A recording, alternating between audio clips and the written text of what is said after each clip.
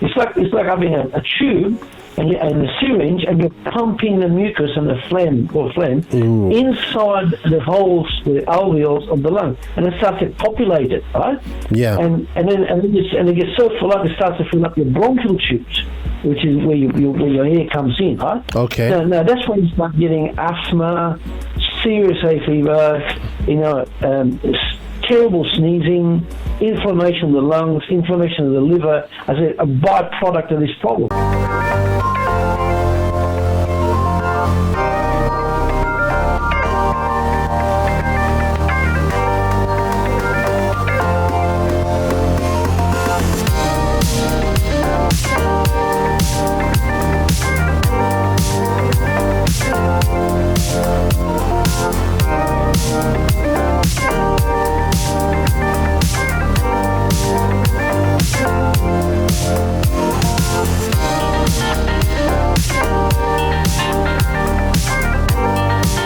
Guys, we're going to the next part of the show, which is the extensive wellness section with the one and only Ronald. Good morning, Ronald.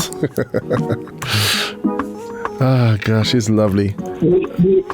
Every time I wake up in the morning, I say to myself, Lord, thank you, I'm still alive. Absolutely. Absolutely. And I'm going to say, no matter what happens, things will work out okay. That's it. That changes everything, right? It's like if we start with a negative outlook, we've already put a weight on ourselves, then life starts to happen and we're like, oh, and by the time we get to the afternoon, we're already buried, so we need to have that uplifting outlook from above. Definitely. So what we got for us today? Anyway, I'll just recall back what I said before. Yes. I want you to imagine like you're a whale, and like about 30 years ago, and then they would chase you with a harpoon, right? And the harpoon is made up of about the point of the harpoon, which is a very pointed blade, and then you've got the hooks afterwards, like the actual blades, right? Mm-hmm. So when it goes inside you can't get it out. You're hooked up, and then bring you back with that. See? Yeah. So pollen, I was amazed when I saw it to the what I call on the proper microscope.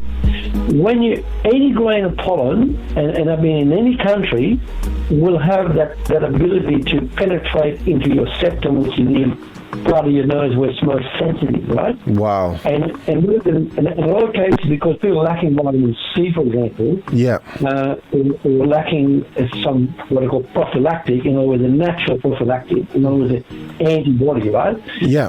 What actually happens, the moment that harpoon goes in, it goes in and then it hooks back, so you can't get it out, right? Mm. So the idea is to prevent the penetration of the septum in the nose. Mm-hmm. Does that make sense? Gotcha. Right? So if you strengthen the tissue, when the harpoon comes in, it washes out. It won't affect you. Okay. Yeah, all right. I get it now. Yeah. So what actually happens? A lot of reason why the human body can't take pollen, or you get hay fever, or you get mucus problems, is three key reasons. One is people are often allergic to milk, cow's milk. Okay. Okay. Now I've proven, and again, that the Indian race, the Pakistani race, the Bangladeshi race, and the Chinese race, and some of the African races are allergic to milk, to cow's milk, right? For example, in part of Africa where the Zulus are, they don't actually drink the cow's milk at all.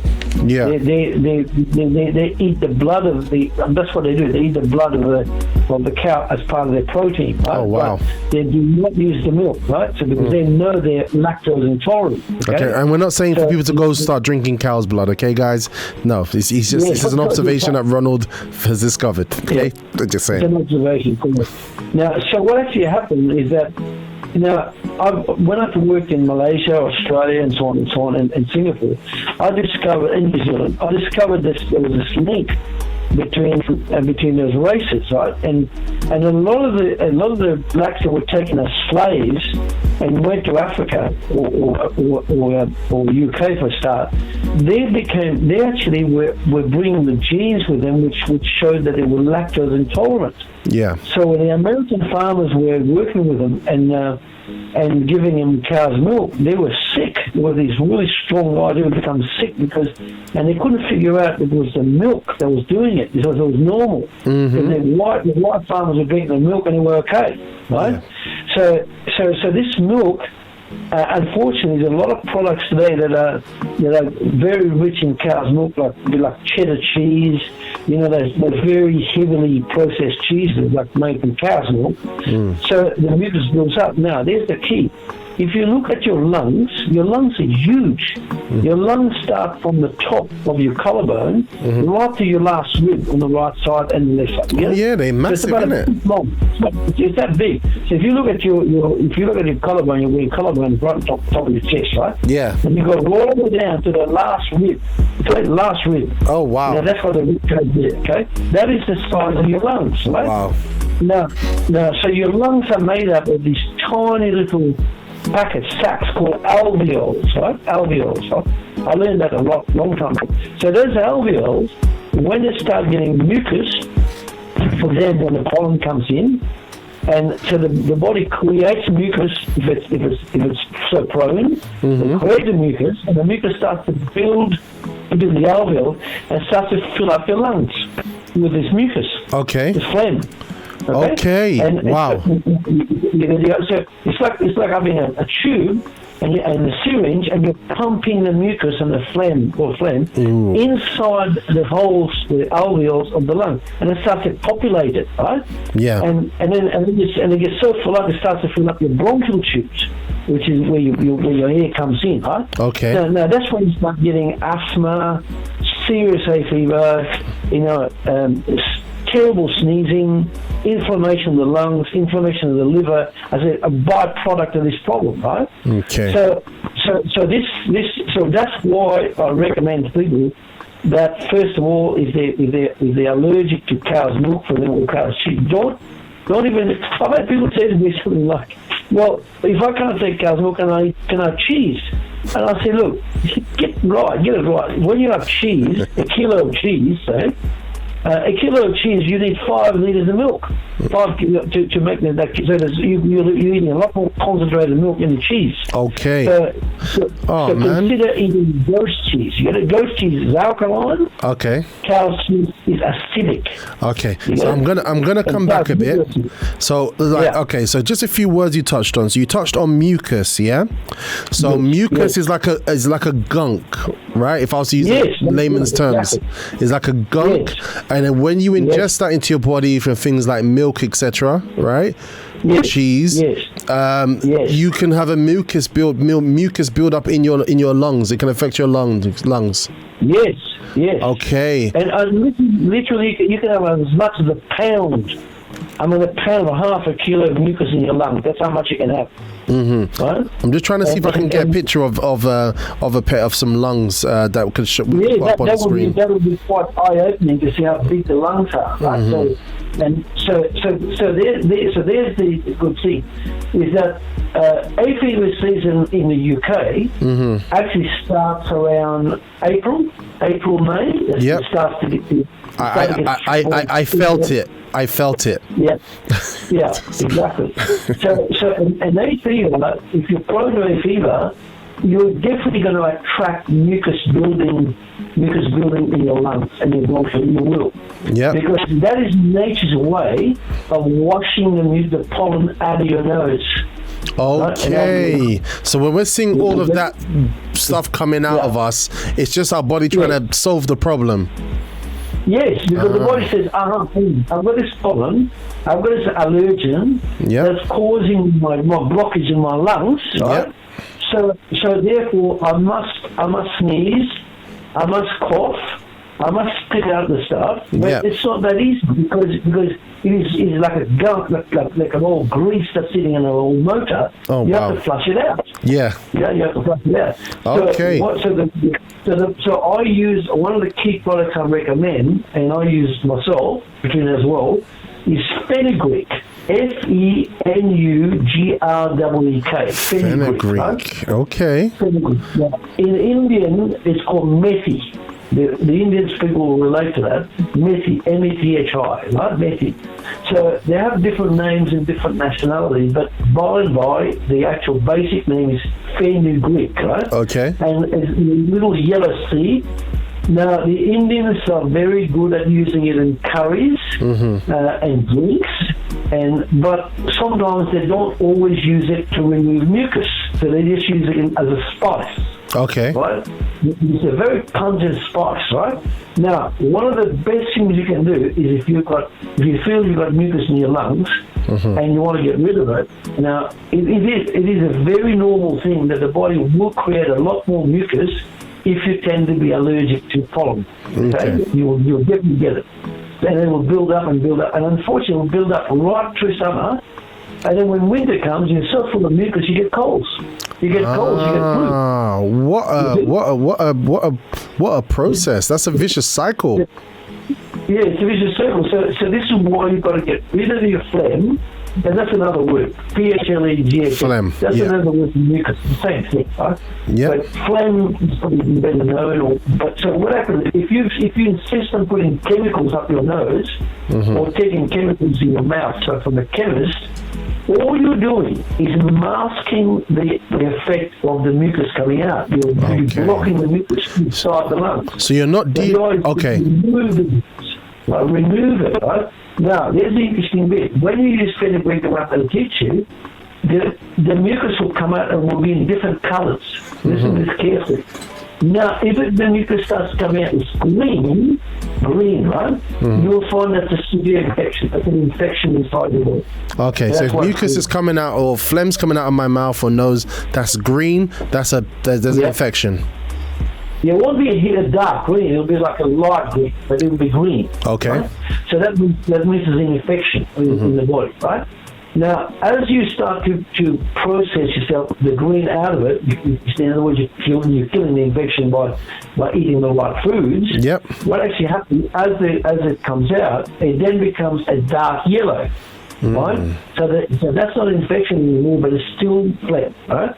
Dark yellow, and then it'll be like a medium yellow, then a light yellow, then it becomes like a cream color, like beige, and then it becomes white. Oh, wow. And that's when you know you're healing. Okay. And then eventually it becomes clear, completely clear. Okay. Right? That means the infection's over. It can take weeks. Right? Wow. So fenugreek, I'll give you the recipe. So the recipe for removing the lungs, not the lungs, but the phlegm and the mucus, and phlegm, yeah. Now this is what we do. You take 3 teaspoons of fenugreek seeds. You can get it at any good Asian shop, but make sure it's still a very fresh seeds. Yep. Go to a shop that's got a big tire turnover, because if the fenugreek's too old, it will not be as effective. Okay. So if it's one of those shops, if it's one of those local shops that like is in that corner and like, you know, they haven't tidied it up or anything and it's been there just doing nothing, avoid that shop if you want to buy fenugreek, right? We're lucky in the area we're in, which is close to Barkingside. We've got a shop there that's been there for about 15, 20 years. And these turnovers are incredible. Every day is turning over, right? So the fenugreek there is always clean. It's always like fresh. Right? Okay. So there's 3 teaspoons of fenugreek, okay? And you put that in a teapot. Yep. 3 teaspoons of fenugreek. You can also put the leaves, and if you can get the leaves in an Asian shop, ask them for methi, M-E-T-H-I, methi leaves. Methi. And put some of the leaves in. It's sort of like a roundish, like a little lettuce, like a lamb's lettuce. But you can get methi leaves, right? So you put about 2 tablespoons of methi leaves. Then you put 8 olive leaves from your own tree if you can. 8 olive leaves. 8 olive leaves. Yep. Olive leaves, and then you put put 3 raspberry leaves. Okay. Right? The raspberries are so common. They're so easy to get hold of. You can, and then you put after that you put slippery elm powder. So, Right? You can get that from a good health food shop. what's that called? Slippery, like you're slipping. Slippery. SLIPPERY, elm, ELM. Elm. Now that's from Canada. Okay. There's a tree called the elm, and the local Indians called it Canucks. They use that for removing mucus from their lungs. Okay. And soothing the stomach as well. And it's a powder, Right? yeah? Yeah, so you can get it from a health food shop. So you put a teaspoon of that, and finally you put 2 cloves of garlic. 2 cloves of garlic, Ooh. right? Preferably as fresh garlic, and you can also have about a teaspoon of grated ginger. Okay. Ooh, that's going to be potent. That is a powerful combination. Yeah. Right? So Wow. That's your teaspoon. Okay, that's powerful, right? That is all designed to go inside the body, and first thing it does, it calms the inflammation down. Because inflammation inside you creates phlegm, right? Because the body is very intelligent. It says, okay, I've got inflammation, so I create like a lubricant Yeah. to smooth the inflammation. The lubricant is the phlegm. That's right. Okay. So all this stuff starts to remove the phlegm out of you. It'll take a few weeks, right? Especially if you have not taken care of yourself for a long time, right? Yeah. And I know people suffer here all the time, pretty well all year round, and this is pure winter, but they suffer from really bad mucus, right? That's because they've been eating all the wrong food at all the wrong times, right? Gotcha. So that combination of just giving you like slippery elm and all that, and the fenugreek, you put it in a teapot. I dedicate the teapot for that. Yep. Boiling hot water for about 7 to 8 minutes. You have it brew. Yep. They call it infuse. And then that'll give you like a greenish yellow mixture. Yep. Put that in your mug, quite a big mug. Put it in a mug. Add a teaspoon of manuka honey. Okay, right? 1 teaspoon of If you get manuka. honey from 5+, it's quite okay. Yep. Because that's 35 to 31, right? Yep. 5+ is fine.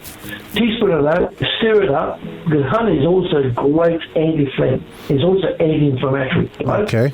And don't use the honey that's like too commercially made. It had sugar to it. You want someone that's from your local beekeeper if you can.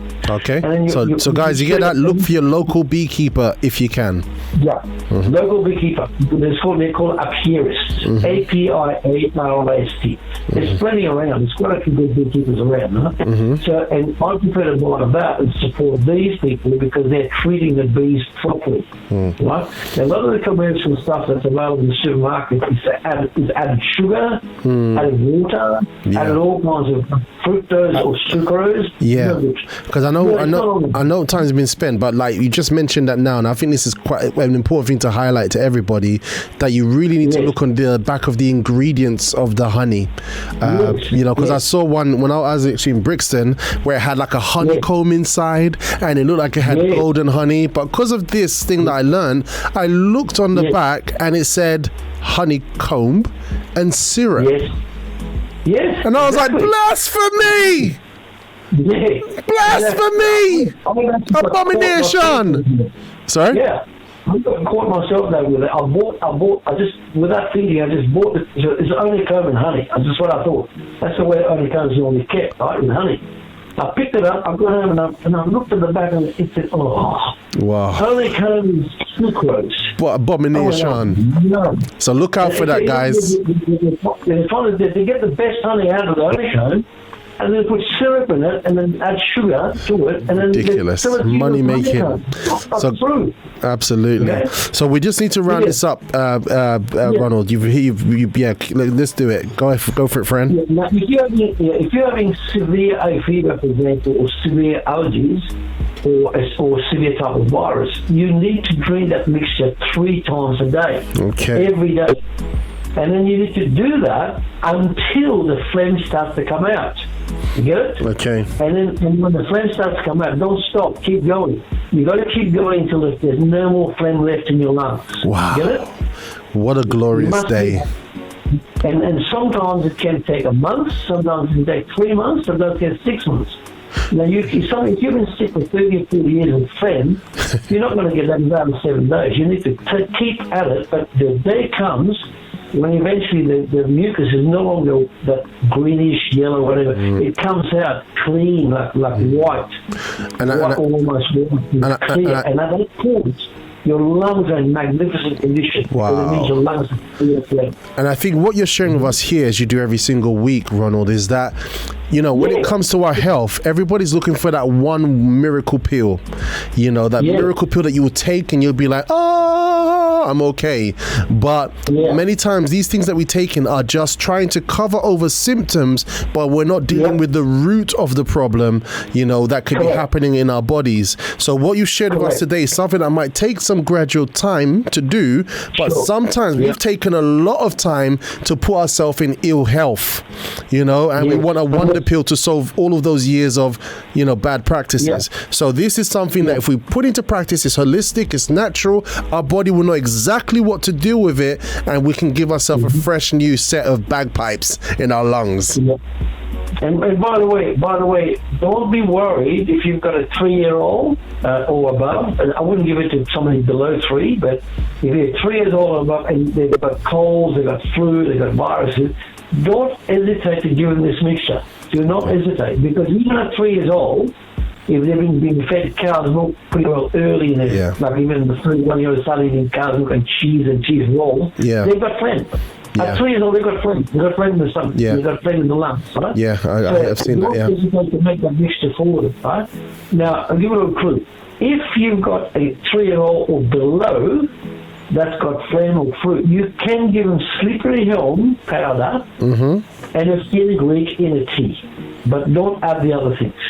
Okay. The slippery elm and fenugreek. You get it? Slippery These two are very powerful, very soothing. The slippery elm powder and the fenugreek seeds. Excellent. Right? But from 3 years old onwards, you can give them the whole artillery. Okay, Ronald, we have a question here. We're about to wrap up. We've got it over time, but we're enjoying this. So we're just stretching this a little bit. Jeanette says, "Oh Lord, Robert, what if I can't get raspberry leaves or olive leaves?" You can get raspberry leaves and olive leaves on the internet. Okay. You can get on the internet and just type in olive leaves shops or olive leaves packaging, and you'll get it. Now, of course, I say that with a caveat. If you've got your own olive tree, it's so much better for it, because the olive leaves are powerfully clean and fresh, right? Like we've got 4 olive trees now. Wow. 2 big ones and 2 small ones, right? So we've always got olive, and it's evergreen. That's the beauty about the olive leaves, right? It's evergreen. So, but if you can't, you can get fairly good fresh olive leaves from a good source on the internet. Okay. Right? So just to add to that, Jeanette, raspberry leaf. What I would recommend, I'll pay £16 for a raspberry plant. About 6-7 years ago, I've now got 35.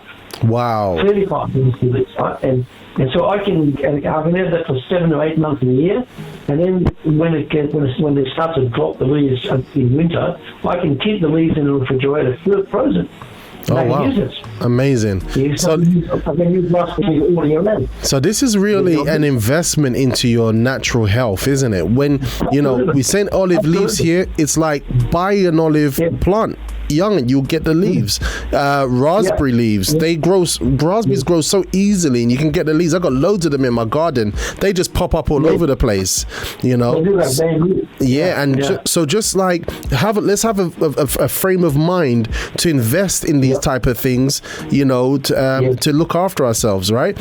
We have Jennifer Allison saying that is a wonderful information. I definitely need to take this. Here. And she says slippery elm is also good for acid reflux. That's right. That is correct. Yeah. So a lot of people, when I say slippery elm, they go, what? Me too. I was like that just before the program started. All right, Captain Hugo's giving me the look of justice right now, as we've all got into our deep conversation now. But so much to know. Yeah.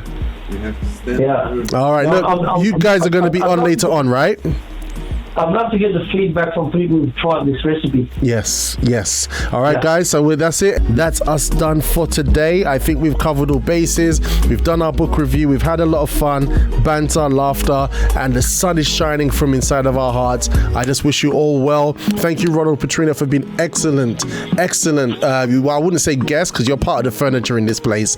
So just thanks for being excellent parts of the furniture on the Breakfast Show, joining us today, and for everything you shared with us. Yep. Yeah, you're welcome. Always a pleasure to talk to you. Absolutely. And thank you, Captain Hugo, for being a great man of sand. This is your Breakfast Show, guys. If you are watching on YouTube the replay, check us out live on Liberty Radio. Be involved in the conversation on libertyradio.co.uk from 6:30 a.m. to 8 a.m. Just type in on the search, or just download the app. All right. And if you are watching on YouTube, like and subscribe to the page so you don't miss any more programs. This is it. I'm done. We're done. We're great. Until next time, ciao for now.